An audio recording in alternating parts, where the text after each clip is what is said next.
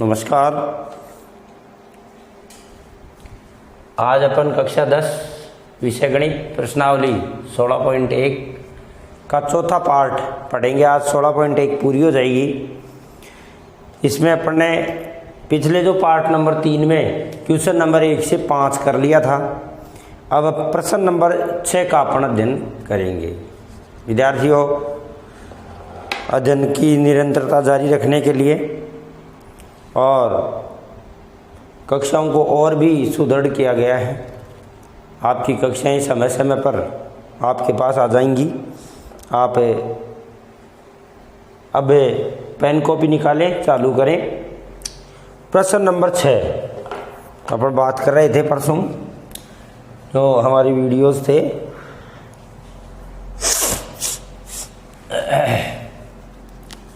प्रश्न नंबर 6, प्रश्न 6 देखो क्या है प्रश्न।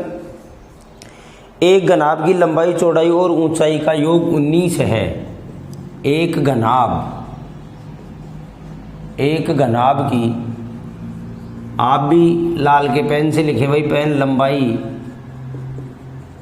चौड़ाई व ऊंचाई का योग 19 है तथा विकर्ण की लंबाई 11 है तथा विकर्ण की लंबाई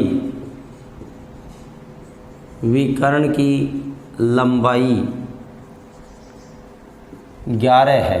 अब देखो सेंटीमीटर है, 1 मीटर है, 1 सेंटीमीटर है, तो यहाँ भी सेंटीमीटर लगाएं, 19 सेमी है। और यहाँ भी सेमी लगाएं, इतनी सेंटीमीटर है। चलो जी, घनाभ का संपूर्ण पृष्ठीय क्षेत्रफल ज्ञात करो। घनाभ का संपूर्ण पृष्ठीय क्षेत्रफल ज्ञात कीजिए। प्रश्न ये है लड़कों, यह प्रश्न एक घनाभ की लंबाई, चौड़ाई और ऊंचाई का योग 19 दिया है तथा उसके विकर्ण की लंबाई 11 है। घनाभ का संपूर्ण पृष्ठीय क्षेत्रफल ज्ञात कीजिए। लड़कों, बड़ी बड़ी परीक्षाओं में ये प्रश्न आता है जिसमें घनाभ का संपूर्ण पृष्ठीय क्षेत्रफल होता है। फर्स्ट ग्रेड जैसे एग्जाम में ये प्रश्न 2-3 बार पूछ लिया गया है। तो आप अगर पेपर हो किसी बड़े भाई बहन के तो आप देख सकते हैं। तो बड़ा गजब का प्रश्न है। प्रश्न कैसा है भाई? गजब का। तो मैं लिख देता हूँ, प्रश्न है कैसा भाई? गजब का। गजब का प्रश्न। बड़ी बड़ी नौकरी वाली परीक्षा में आता है। हमारे यहाँ थोड़ा सा हट करके है। देखो सुनिए भाई, अपन क्या करेंगे, हमारा संपूर्ण पृष्ठीय क्षेत्रफल ज्ञात करना है। देखो संपूर्ण पृष्ठीय क्षेत्रफल का सूत्र क्या है? 2LB + BH + HL। ये ज्ञात करना है। ये लड़कों गणित में क्या है? घनाभ का संपूर्ण पृष्ठीय क्षेत्रफल। ये इसकी हिंदी है और ये हमारे गणित में इसका सूत्र है। यदि हल करते करते हमारे पास 2LB + BH + HL आ जाए तो हमारा घनाभ का संपूर्ण पृष्ठीय क्षेत्रफल ही ज्ञात हो गया। तो ज़रा ध्यान दीजिए, अपन बात करते हैं हल। देखो प्रश्न अगर गजब का है तो कुछ थोड़ी सी बात हमें याद रखनी है। देखो सामान्य बात ही, और कोई जो हमें विकर्ण दिया है तो विकर्ण का सूत्र लगाएंगे। लंबाई, चौड़ाई, ऊंचाई का जोड़ दिया तो लंबाई, चौड़ाई, ऊंचाई का जोड़ लगाएंगे। तो माना कि घनाभ की लंबाई L, चौड़ाई B व ऊंचाई H है। ये है। अब प्रश्न ने क्या कहा? प्रश्न ने ये कहा कि इन तीनों का जोड़, लंबाई प्लस चौड़ाई प्लस ऊंचाई, इनका योग कितना है भाई 19। ये समीकरण नंबर क्या है 1। दूसरी शर्त क्या है विकर्ण की लंबाई, दूसरी शर्त है विकर्ण की लंबाई, विकर्ण की लंबाई कितनी है भाई 11। अब विकर्ण की लंबाई का सूत्र क्या है हमारे L square plus B square plus H square का रूट। तो इधर से अपन अंडर रूट उठाएंगे तो इधर स्क्वायर लगाएंगे, तो यहाँ लिखेंगे दोनों पक्षों का वर्ग करने पर, दोनों यहाँ लिख देता हूँ आराम से, दोनों पक्षों का वर्ग करने पर क्या हो जाएगा भाई रूट हट जाएगा। तो क्या होगा भाई L square plus B square plus H square और बराबर 11 का स्क्वायर। क्या सर ये रूट कहाँ गया वर्ग करने से हट गया, वर्ग करने से क्या हो गया हट गया। तो L square plus B square plus H square बराबर 111। तो L square plus B square plus H square बराबर कितना हो गया भाई 121 समीकरण नंबर 2। इन दोनों समीकरणों से हमारा घनाभ का संपूर्ण पृष्ठीय क्षेत्रफल आना है। तो देखिए अगर अपन l plus B plus H का होल स्क्वायर कर दें तो उसमें L square plus B square plus H square आएगा और ये भी आएगा, है ना। तो अपन करते हैं समीकरण 1 के दोनों पक्षों का वर्ग करने पर, समीकरण 1 के दोनों पक्षों का वर्ग करने पर करते हैं भाई। देखो भाई L plus B plus H का होल स्क्वायर, देखो अलग अलग स्क्वायर नहीं लेगा, होल स्क्वायर बराबर 19 का स्क्वायर, 19 का स्क्वायर। देखिए जरा तो इनका वर्ग करते हैं। तो लड़कों अपन ने एक सूत्र पढ़ा है x plus Y plus Z का whole square, x plus Y plus Z का होल स्क्वायर। यहाँ लिख देता हूँ मैं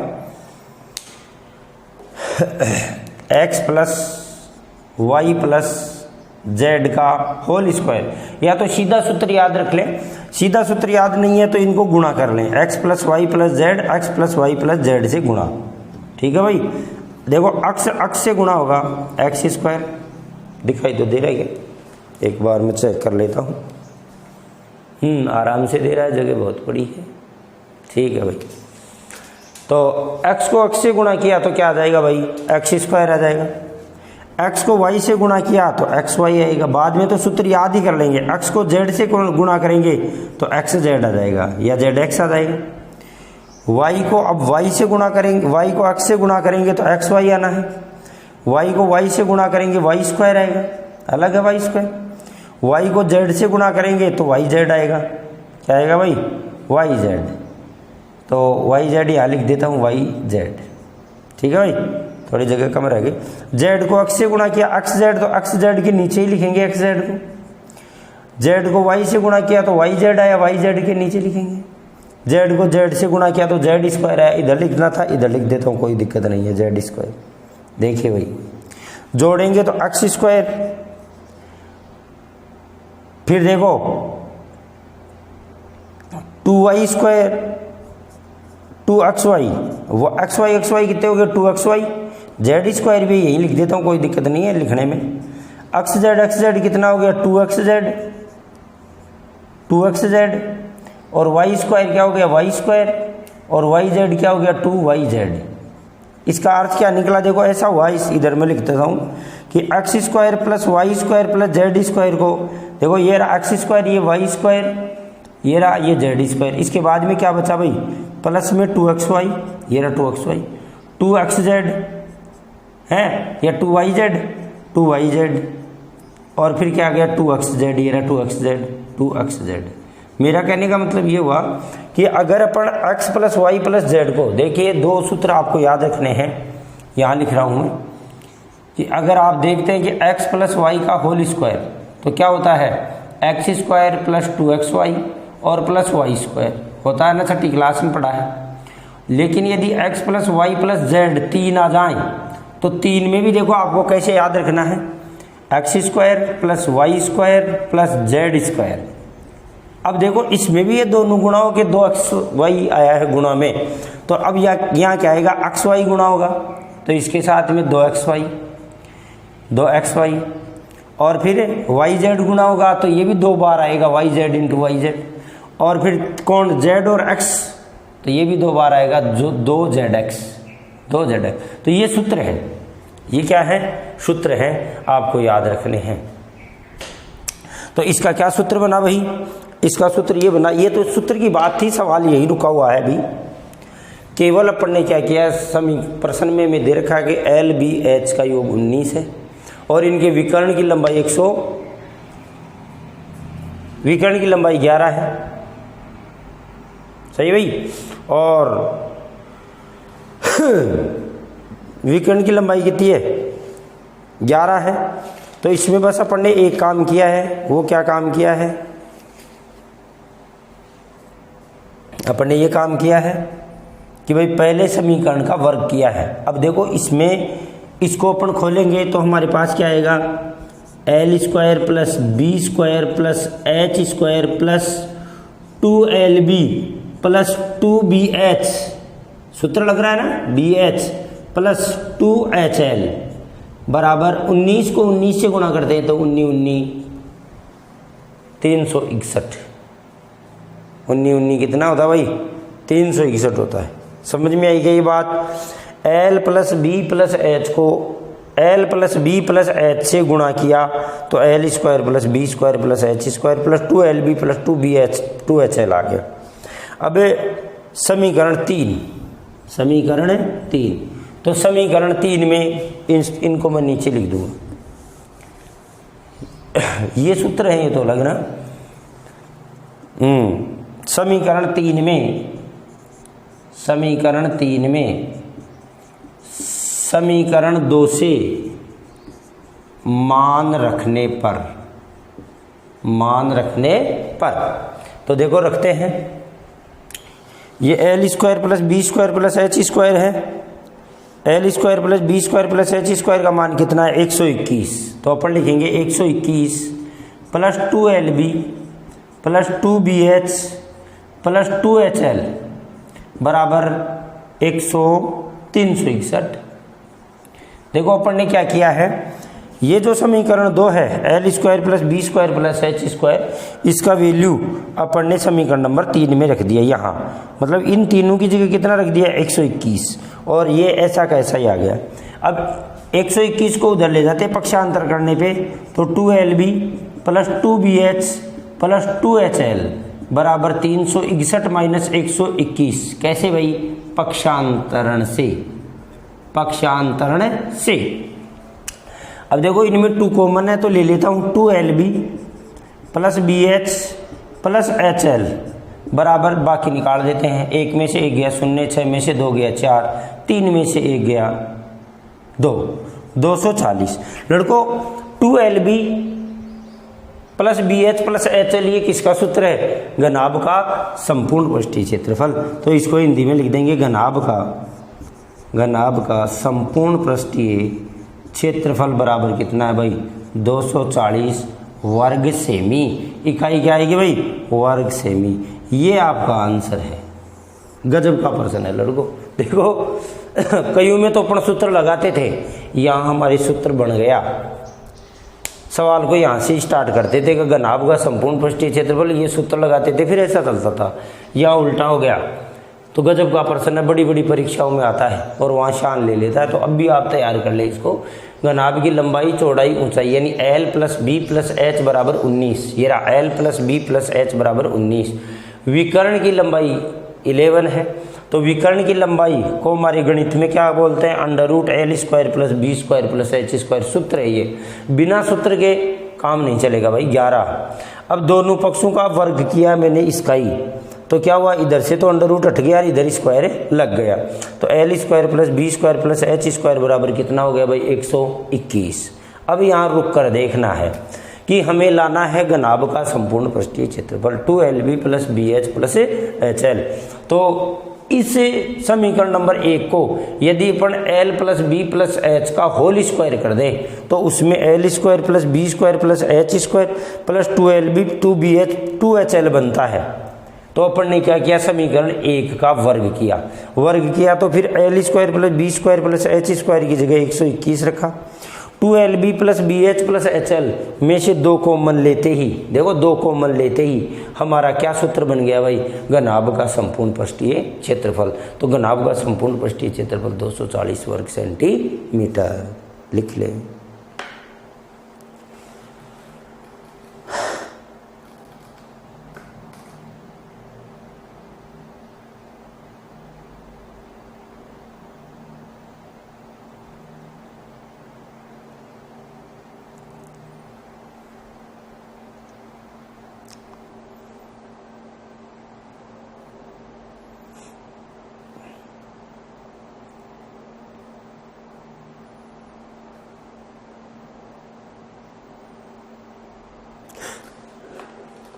लिख लिया होगा।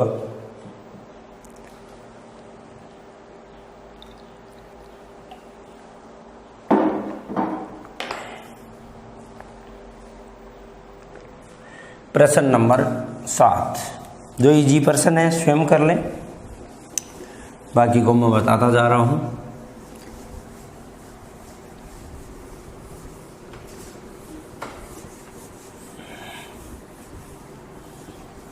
क्वेश्चन नंबर 7, 6 मीटर भुजा के वर्गाकार फर्श के कमरे में 180 घन मीटर हवा भरी है। देखो क्वेश्चन नंबर 7 है, 6 मीटर भुजा के वर्गाकार फर्श, 6 मीटर भुजा के वर्गाकार फर्श, 6 मीटर भुजा के वर्गाकार फर्श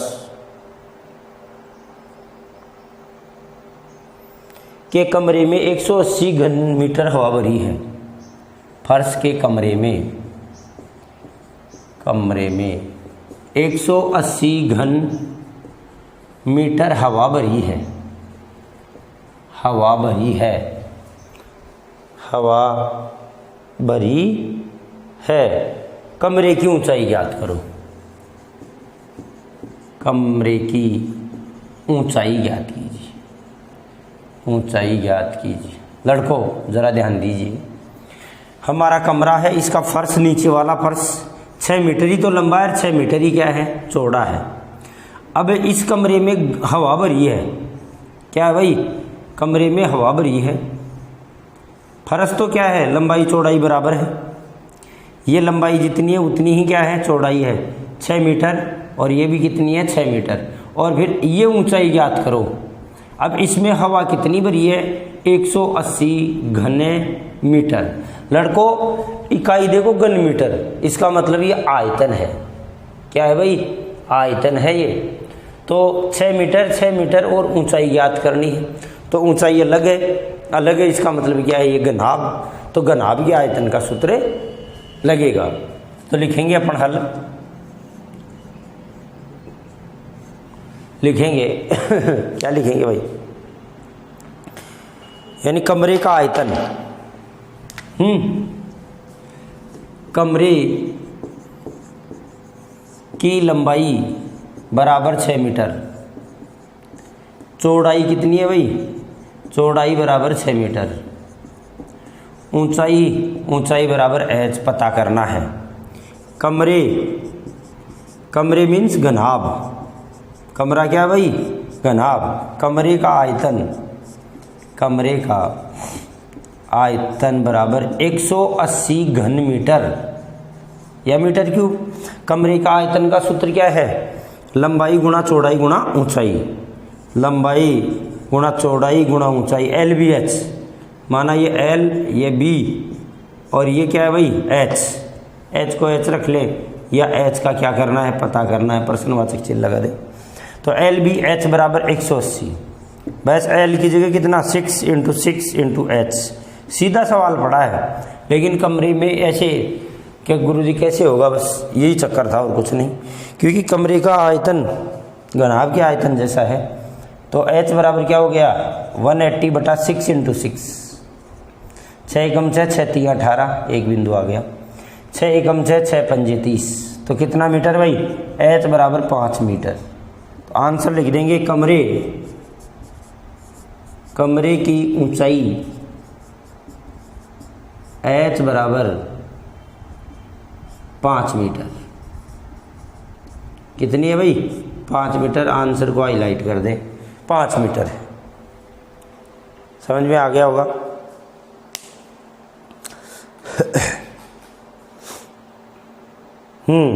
सारे ही प्रश्न ठीक ठाक है, इसलिए मैं बता रहा हूं आपको।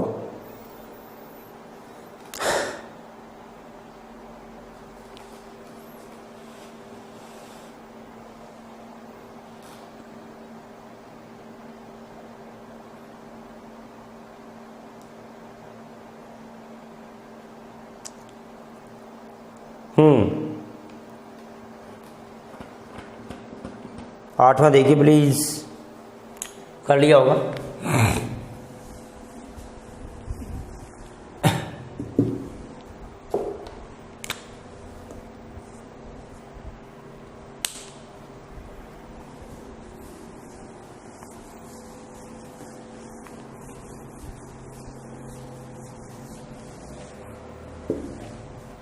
आठवां देखिए, आठवां क्वेश्चन नंबर 8। सुनिए जरा, किताब आपके पास होगी। 44 मीटर लंबी, 1.5 मीटर चौड़ी, 1.5 मीटर ऊंची और 35 सेंटीमीटर चौड़ी दीवार बनाने में 22 centimetre into 10 centimetre into 7 centimetre माप की कितनी ईंटों की आवश्यकता होगी। तो ये प्रश्न बिल्कुल सरल है, लेकिन इसमें थोड़ा सा ध्यान देना है। क्या कि दीवार की लंबाई, हल कर देता हूँ फिर अगला बताऊँगा, अब आप कर लें। दीवार की लंबाई कितनी है भाई, दीवार की लंबाई 44 मीटर, 44 मीटर। एक बार रुकेंगे, लिखेंगे नहीं। चौड़ाई कितनी है, चौड़ाई तो 35 सेंटीमीटर है, चौड़ाई 35 सेंटीमीटर है। और ऊंचाई देखो आगे पीछे दे रखा है, ऊंचाई कितनी है 1.5 मीटर ऊंची है, 1.5 मीटर ऊंची है। ईंट की लंबाई, दीवार बनती है ईंटों से। तो देखो आपके घर में जो कारीगर लगते हैं उनको यदि ये प्रश्नावली आती है तो वो कारीगर फिक्स ईंट बता देगा कि हमारे मकान में इतनी ईंट लगेंगी। और जिनको इस प्रश्नावली का नॉलेज नहीं है वो अंदाज से ही मंगवाएगा, या तो ज़्यादा रह जाएंगी या कम पड़ जाएंगी। तो फिक्स संख्या के लिए ये प्रश्नावली आना जरूरी है। तो ईंट की लंबाई 22 सेंटीमीटर लंबी, 22 सेंटीमीटर, 3 माप दे रखे हो इंटू में, तो लंबाई चौड़ाई और ऊंचाई है, लंबाई चौड़ाई और ऊंचाई है। ईंट लंबी 22 सेंटीमीटर की है, चौड़ी 10 सेंटीमीटर की है और ऊंची 7 सेंटीमीटर की है। अब देखो ईंटों की संख्या याद करनी हो दीवार में तो उसका सूत्र है, आपको सूत्र याद कर लेना है। ईंटों की संख्या बराबर दीवार का आयतन, दीवार का आयतन बटा एक ईंट का आयतन, सभी ईंटों का नहीं, एक ईंट का आयतन। ये आपको सूत्र जिंदगी में याद रखना है कि दीवार के आयतन में एक ईंट के आयतन का भाग दे दें। क्या सर दीवार का निर्माण करते समय आयतन निकलेगा या क्षेत्रफल? अरे भाई देखो, दीवार जब अपन बनाते हैं, मैंने कहा था कि जब बराव संबंधी बात आई तो पक्का आयतन निकलेगा। दीवार अपन बनाते हैं तो उसमें ईंट भरते हैं, ईंटों से भरते हैं दीवार को, एक के ऊपर एक रखते हैं, इसका मतलब भरना है तो आयतन निकलेगा। ठीक, तो देखिए यहां विशेष ध्यान रखना है। देखो एक माप मीटर में है, 1 सेंटीमीटर में, 1 मीटर में है। तो अगर ईंटों की माप सेंटीमीटर में दे रखी है तो इनको भी आप सेंटीमीटर में बदलिए। देखो 1 मीटर में 100 सेंटीमीटर होते हैं, तो 44 मीटर में 4400 सेंटीमीटर हो गए। ये आपका 35 सेंटीमीटर ऐसा कैसा है ही। 1 मीटर में 100 सेंटीमीटर, तो 1.5 में कितना सेंटीमीटर, 150 सेंटीमीटर, ये हुआ। अब देखो दीवार के आयतन का सूत्र क्या होगा, LBH दीवार के।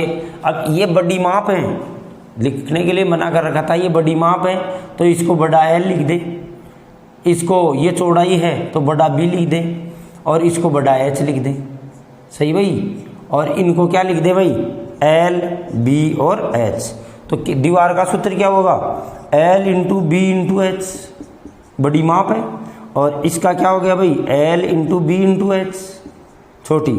तो बस माप लिखी जाएंगी, इंटू की संख्या तुरंत आ जाएगी, ज़्यादा समय नहीं लगता। दीवार को आप माप लीजिए, कितनी लंबी है, कितनी चौड़ी है, कितनी ऊंची है, तीनों मापों को गुणा कर दीजिए, और ईंट। हाँ भाई, तो अपन ने क्या किया इस सवाल में, दीवार की लंबाई यानी 400 सेंटीमीटर, चौड़ाई 35 सेंटीमीटर, ऊंचाई हमारा कितना है 1.5 मीटर, 1.5 मीटर में 150 सेंटीमीटर हो गया। पर ईंट की लंबाई हमारी L 22 सेंटीमीटर है, चौड़ाई 10 सेंटीमीटर है, और हमारी ऊंचाई 7 सेंटीमीटर है। तो ईंटों की संख्या ज्ञात करने का सूत्र क्या हुआ, दीवार का आयतन बटा ईंट का आयतन। तो दीवार का आयतन ये है, ईंट का आयतन ये है, भाग दिया 15,000 ईंटों की जरूरत पड़ेगी। ऐसा ही हमारा क्वेश्चन नंबर 11 है। देखिए 11 क्वेश्चन कि एक दीवार की लंबाई और चौड़ाई और ऊंचाई 5 मीटर 30 सेंटीमीटर और 3 मीटर है। दीवार बनाने के लिए 20 सेंटीमीटर 10 सेंटीमीटर इंटू 7.5 सेंटीमीटर माप की कितनी ईंटों की आवश्यकता होगी। तो केवल माप बदली है, और यहाँ 7.5 सेंटीमीटर की जगह 7 की जगह 7.5 किया है, तो ये का ये सूत्र आपका लगना है। इसके बाद में हमारा प्रश्न है 9वां, 10 मीटर लंबे 8 मीटर चौड़े और 6 मीटर ऊंचे कमरे में अधिक से अधिक कितनी लंबी छड़ रखी जा सकती है। तो अधिक से अधिक कितनी लंबी छड़ रखी जा सकती है कि जितना हमारा विकर्ण है। तो आपको इस कमरा मीन्स है घनाभ, जिसकी लंबाई चौड़ाई ऊंचाई अलग अलग है, घनाभ है। तो घनाभ का आयतन है, सॉरी घनाभ का विकर्ण √L² + B² + H² से आपको ज्ञात करना है। तो बाद में लिख देना कि इस कमरे में लंबी से लंबी छड़ विकर्ण की लंबाई के बराबर रखी जा सकती है। तो विकर्ण ज्ञात करना है 9 में। 10वां है घन का आयतन 512 है, उसकी भुजा ज्ञात कीजिए। तो घन के आयतन का सूत्र लगा दो, घन के आयतन का क्या लगा दो भाई, सूत्र लगा दो, तो सीधा ही आ जाएगा। तो करके दिखाऊं क्या, 10वां देखो, घन का आयतन 512 है, इसकी भुजा ज्ञात करो। सरल है, छोटा भी है और करना तो है ही। लिखेंगे घन का आयतन 512, घन का आयतन कौन सा वर्जन है 10वां, घन का आयतन 512। तो घन का आयतन क्या होता है भाई, भुजा क्यूब बराबर 512। अब भुजा चाहिए में, तो भुजा बराबर घनमूल के लिए ऐसे लगाएं, या पावर 1/3। तो 512 के आप भाज्य गुणनखंड करें, उसके 3 के जोड़े बनेंगे। तो 512 का भाज्य गुणनखंड इधर कर देता हूँ, 512 2 का भाग लगेगा, 2 का भाग लगेगा ना। तो 2 दूनी 4, 2 पंजे 10, 6 दूनी 12, 256। 2 का भाग दिया, 2 एकम 2, 2 दूनी 4, 8 दूनी 16, 128 में 2 का भाग दिया, 6 दूनी 12, 4 दूनी 8, 2 का भाग दिया, 32 दूनी 64, 2 का भाग दिया, 16 दूना 32, 2 का भाग दिया, 8 दूना 32, 2 का भाग दिया, 4 दूनी 8, 2 का भाग दिया, 2 दूनी 4, 2 एकम 2। तो इसके भाज्य गुणनखंड क्या हुए भाई, ये हुए 2 into 2 into 2 into 2 into 2 into 2 into 2 into 2 into 2, कितने बार, 1 2 3 4 5 6 7 8 9 बार, 1 2 3 4 5 6 7 8 9 बार। अब घनमूल के लिए लड़कों 3 के जोड़े बनेंगे, और ये घनमूल का जो चिन्ह है वो हट जाएगा। तो इन तीनों की जगह 2, इन तीनों की जगह 2, इन तीनों की जगह 2। तो 2 2 जा 4, 4 2 जा 8 सेंटी। आयतन किस में है, आयतन मीटर में है, घन मीटर है, तो आपका ये भी किस में आ जाएगा, मीटर में। तो भुजा बराबर कितना भाई, भुजा बराबर 8 मीटर, भुजा बराबर 8 मीटर आया। ठीक है भाई, तो ये हमारा कौन सा प्रश्न हुआ, 10वां। लिख लें पहले बराबर।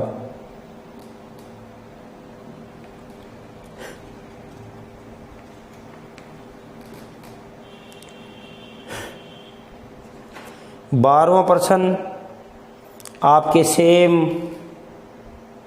6वें उदाहरण की तरह है, 6वें उदाहरण की तरह है। इसमें केवल कोरों की माप ज्ञात करनी है, उसमें आपको आयतन और पूछा था। तो 6वां प्रश्न 12वें उदाहरण की तरह। ये प्रश्नावली 16.1 हमारी पूरी हुई। अब चलते हैं अपन हमारा बेलन का पृष्ठीय क्षेत्रफल एवं आयतन, बेलन का पृष्ठीय क्षेत्रफल एवं आयतन। तो चलते हैं लड़कों।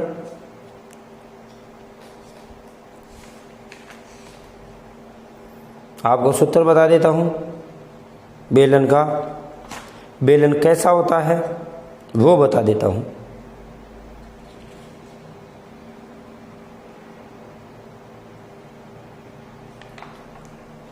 लिख लें फटाफट।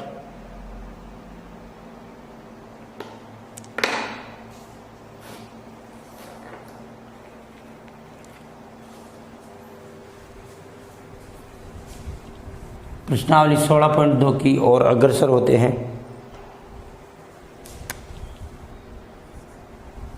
थोड़ी सी बात करते हैं इसकी और ज़्यादा बात नहीं करेंगे।